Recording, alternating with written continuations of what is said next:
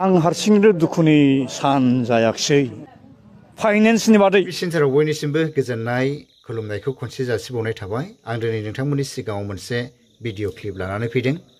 आगुनि एमपि सानसुमा कुमार बसुमतारिया बेबायदि मोनसे गोनांथार बाथ्राखौ बुंदों। मोनसे गिदिर रुल लानानै बिथाङा आरोबाव नुजाफैदों गोबाव समनि उनाव।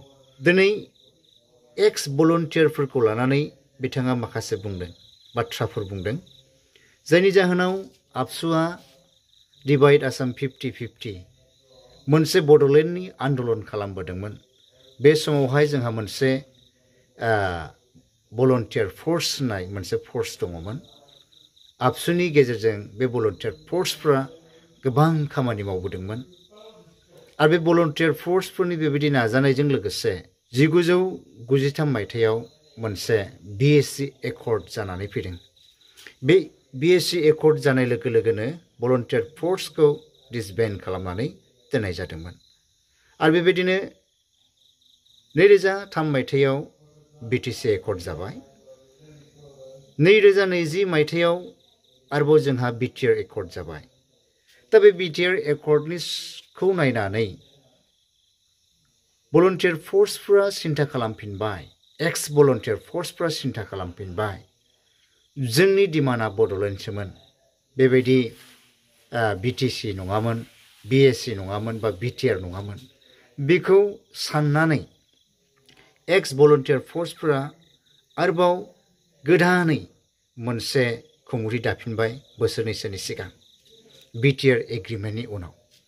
आरो बेबायदिनो बिसोरो मा खालामबाय, बे खुंगुथिखौ दाखांनायनि उनाव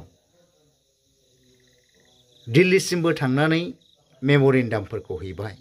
बे बाथ्राफोरखौहाय सानसुमा कुमार बसुमतारिया एक्स एमपिआ गासैबो बाथ्राफोरखौ बियो फोरमायदों। अब्ला बिथांनि बेबायदि मोनसे गिदिर रुल लानानै फैनानै बेबायदि फोरमायनायखौ जोङो नायनि, जोङो खोनासंनि, जोंबो सिन्था खालामनि। दिनै बर'फोरनि डिमान्डआ बड'लेण्डसोमोन। जेब्लासिमहालागै जोंहा बड'लेण्ड जाया अब्लासिम जोङो फ्रि जानाय नङा।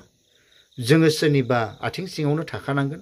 बेनिखायनो एक्स भलन्टियार फर्सफ्रा मोनसे डिसिसन लाफिनदों आरो बे डिसिसनानो जाबाय बड'लेण्डखौ जोङो माबोरै लाबोनो हागोन बेखौ मोनसे थांखि लानानै बे खुंगुथिखौ दानाय जादोंमोन। बिनि पक्षेनो जोंहा एक्स एमपि सानसुमा कुमार बसुमतारिया माखासे खोथाफोर बुंदों। फैयोब्ला जोङो बिथांनि बुंनायखौ खोनासंनि। हारसिंनो दुखुनि सान जायाखिसै दुलाराय बर' हारिनि थाखायनो आरो गोदानै दाफिनजानाय अल बड' एक्स भलन्टियार फर्स अर्गानाइजेसननि थाखाय बिराद गिदिर दुखुनि सान आरो बिराद गिदिर सिफुं गाहाय खहा जानानै थांबाय। दलेन कुमार ब्रह्मआ अल बड' एक्स भलन्टियार फर्स अर्गानाइजेसननि बिथाङा चेयारमेन जानो हादोंमोन। बिथाङा गाबखांदोंमोन जे बड'लेण्डनि थाखाय 5000सो बर' फिसाफोर थैलांबायब्ला बड'लेण्डखौ जोङो आलादा हादोरखौ दाबोनो मोनफुंनो हायाखै। ससेबा खावसे मोनबाय होननो हायो जोङो, 50% जों देरहासार जानो हादों। नाथाय आलादा बड'लेण्ड हादोरखौ जुदि सोरजिथारनांगौब्ला, सिमांखौ मोगथाङाव जाफुंहोथारनांगौब्ला भलन्टियार फर्सखौनो गोदानै दाफामफिननानै डेम'क्रेटिक प्रसेसजों आइ आफा रायजो राजाफोरखौ बुथुमफिननानै सोमावसारफिनलांब्लासो आलादा हादोरखौ मोनसिगोन साननानै बिथांमोना ज' जादोंमोन आरो बे आफादनि लिडारशिपखौ बिथाङा होदोंमोन। गमामायैनो आंनि अबजारभेसन मथे थांनाय बोसोरनै समनि गेजेरावनो बर'फोरनि गेजेराव आलादा हादोर नांगौनि जितु कनसियासनेस, बे सांग्रांथिया जोबोरैनो गोख्रोङै बे थांखांफिनबायमोन आरो बिथांमोना नै दाखालिसो दिल्लीयाव थांनानै भारत सरकारनिसिम 56 पेजनि मोनसे मेम'रेन्डाम होना फैखांबाय। Union tribal affairs minister Juwel अराम बिथांखौबो लोगो हमनानै फैनो हादों। आथिखालनि इउनियन ल' मिनिस्टार बिथांखौबो लोगो हमनानै गोबां खोथा सावरायनानै फैनाय जादों। प्राइम मिनिस्टार, हम मिनिस्टार, राष्ट्रपतिमोननोबो आलादा हादोरखौ मानो नांगौ बेफोरनि जुक्ति तर्कफोरखौ होनानै मेम'रेन्डाम होनाय जादोंमोन आरोखि।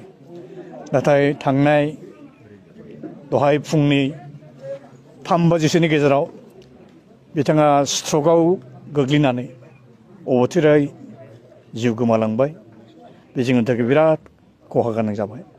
दा आं खावलायनो लुबैदों दिनै दुखु गोनां साननि गेजेरजों जेसेबां बर' फिसाफोर दं, एबसु आफादनिनो होन, अल बड' एक्स भलन्टियार फर्स अर्गानाइजेसन आफादनिनो होन, अल बड' वुमेन्स वेलफेयार फेडारेसन होन, अल बड' वुमेन जास्टिस फराम होन, जेसेबां एक्स बिएलटिएन दैदेनगिरि मावथिफोर होन, सोद्रोमाफोर होन, जेसेबां एनडिपि फेक्सननि लिडार सोद्रोमा बिथांमोन दं, जयैनो खौसेयैनो दा बावैनो डेम'क्रेटिक पिसफुल बड'लेण्ड मुभमेन्टखौ जुदि जागायफिननो हायाब्ला, सुरु खालामफिननो हायाब्ला, जुरिफिननो जुदि हायाब्ला, बर' हारिया बे बुहुमनिफ्राय हयथ' गोमालांनायखौ जि अबस्था फैदों, बे हयथ' बारा गोबाव सम नांनाय नङा।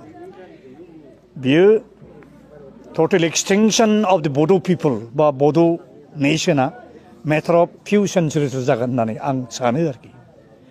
दिनै जिखिनि मोनबायमोन, रोजाबासो बर' फिसाफोरखौ जों मुंख्लं जाहोनायनि गेजेरजों 20 बोसोरसो सालायनाय जाबाय बड'लेण्ड टेरिटरियेल एरिया डिस्ट्रिक्टखौ।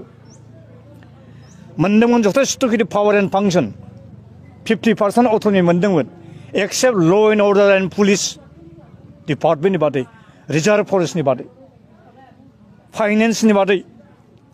नाथाय बिराद दुखुनांथाव, जायफोरखौ सालायनो जोङो राजउलाफादाव फज'बाय, बिथांमोना नांगौ रोखोम खायदा बायदा रोङिनि जाहोनाव, गोरों मानसिफोरनि सुबुरुन लायैनि जाहोनाव, मालायनि कनस्पिरेसिनि खैसाराव गोग्लैनानै दिनै दरफा दरफा दब्लायफा हाग्रा बंग्रा हा हु मोनखानाय बिटिसिनि power and function degree and अट'नमिया लासै लासै जामलांगासिनो दं।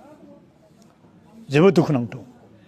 बेखायनो बेफोरबायदि खैफोद खैदांनिफ्राय बारग'नांगौब्ला आलादा हादोर सोरजिनानै लानायनि अनगायै गुबुन आरो जेबो राहा गैया। जों मालाय बेसे गोबाव थांबावगोन? बेखायनो आं लुबैयो बे बुहुमा जेसेबां थांगोन जोरगोन, बर' जाथियाबो एसे नेसन हिसाबै, सिभिलाइज जाति हिसाबै, मोनसे मास्टार रेस हिसाबै जुगे जुगे मालाया जेरै थांनानै थालांगोन, बेबायदि थांनानै थालांनो हाथों आरोखि। बे आंनि लास्ट आपिल आरोखि। गोजोन्थों।